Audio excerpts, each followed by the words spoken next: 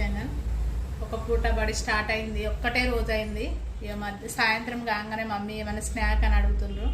అందుకు కొంచెం బియ్యం పిండి ఉంది కిలంతా, అందులో ఒక గ్లాసు సాబ్దాన్ మిక్సీ పట్టి పోసిన, కొంచెం జీలకర్ర, కారం, ఉప్పు అన్నేసి పిసుకుతున్నా.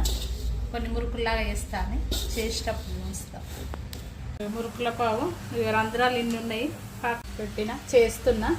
ఇక మాకు ఇక్కడ మోతకాకులు దొరికితే అందులో ఒత్తేస్తే మంచిగా ఉండు, అవి లేవని ఇక ప్లేట్లనే ఆయిల్ కొంచెం రాసి దీంట్లోనే వేస్తున్నా.